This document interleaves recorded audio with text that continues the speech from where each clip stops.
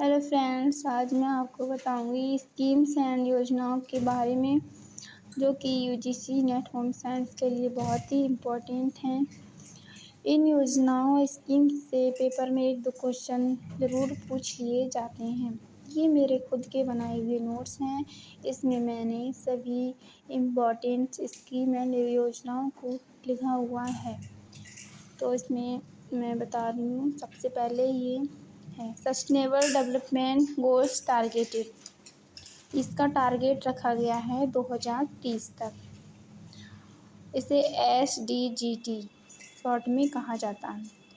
Right to education RTE ये 4 अगस्त 2009 में आया था।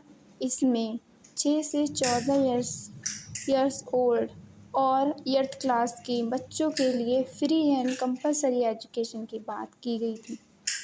नेशनल हेल्थ पॉलिसी 1983 में आई थी। NHP इसको कहा जाता है। नेशनल पॉलिसी फॉर चिल्ड्रन ये 1974 में आई थी। नेशनल पॉलिसी एजुकेशन 1986 में आई थी। सर्व शिक्षा अभियान SSA इसको कहा जाता है। ये 2001 में आया था। बेटी बचाओ बेटी पढ़ाओ ये योजना 2015 में आई थी। इसको BBP कहा जाता है। JSY जननी सुरक्षा योजना इसको कहते हैं। ये 2005 में आई थी। SGSY स्वर्ण जयंती ग्राम स्वरोजगार योजना ये 1999 में आई थी। DPEP district primary education programme ये 1993 से 1994 में आया था। बाद में ये SSA हो गया, सर्व शिक्षा अभियान इसको कर दिया गया। PMJDY प्रधानमंत्री जनधन योजना ये 2014 से 15 में आई थी। इसमें क्या था, financial programme applicable to 10 to 65 year age group. इसमें 10 से 65 ईयर एज ग्रुप के लोगों को फाइनेंशियली मदद की बात की गई थी। फिर इसके बाद में है ये इटावा पायलट प्रोजेक्ट 1948 में आया था। Lab to land project LLP भी कहा जाता है बाई ICAR के द्वारा इसको लाया गया था। ये 1979 में आया था। फिर KVK की फुल फॉर्म है कृषि विज्ञान केंद्र। ये 1974 में खोले गए थे। NCPCR इसकी फुल फॉर्म है national commission for protection of child rights.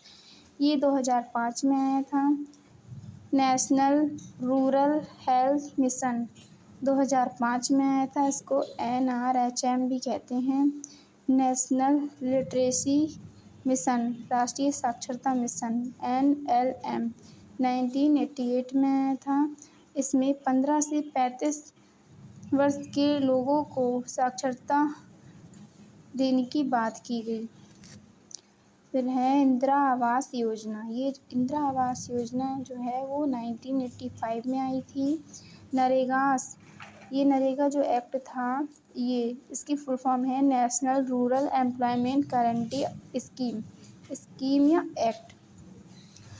ये 2005 में आया था। ये बाद में इसको मनरेगा कर दिया गया। 2 फरवरी 2006 में इसको मनरेगा कर दिया गया और नरेगा नाम से ये 2005 में आया था। इसमें 100 दिनों का रोजगार देने की बात की गई। और इसके बाद है NRLH इसकी फुल फॉर्म है national rural livelihood mission. National rural livelihood जो मिशन है ये 2011 में शुरू हुआ था। सुकन्या समृद्धि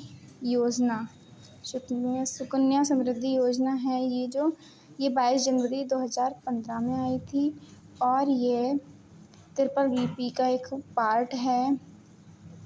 और इसमें क्या था, इसमें बर्थ से 10 ईयर तक अकाउंट खुलवा सकते हैं।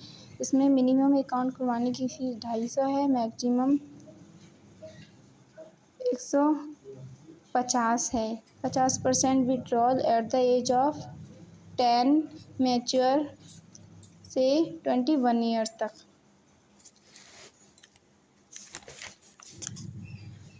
फिर इसके बाद में आता है बैल बचाओ आंदोलन। ये 2008 में आया था। एंटी डोमेस्टिक वायलेंस, घरेलू हिंसा से बचने के लिए जो 2008 में आया था।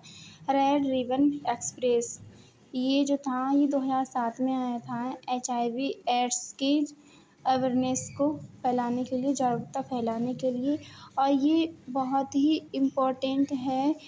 ये अभी 2024 के एग्ज़ाम में पूछा गया है, जो 18 जून को हुआ था ये।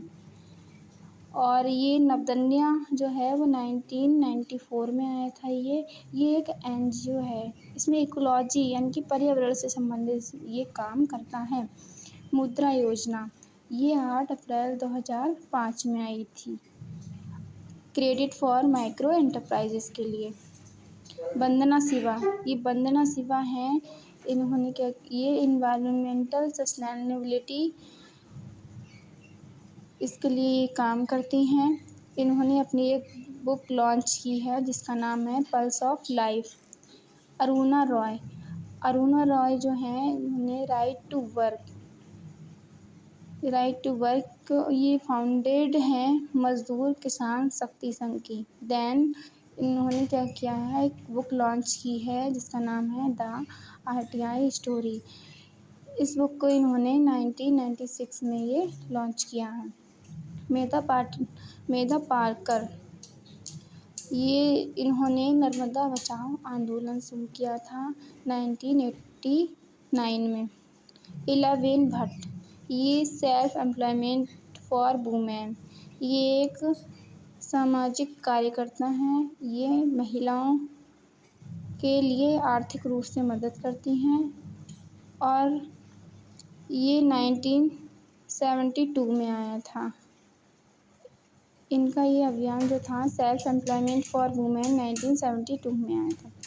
स्वच्छ भारत अभियान 2 अक्टूबर 2014 में आया था। इसको SBA कहते हैं शॉर्ट में। तो आज की ये इम्पोर्टेंट स्कीम एंड योजनाएँ थी। जितनी भी इम्पोर्टेंट स्कीम्स हैं, इम्पोर्टेंट स्कीम एंड योजनाएँ हैं, वो मैंने सब अपने नोट्स में ऐड की हैं। ये बहुत ही इम्पोर्टेंट हैं और इन्हीं में से एग्ज़ाम में ज़रूर पूछी जाएंगी और पूछी भी गई हैं।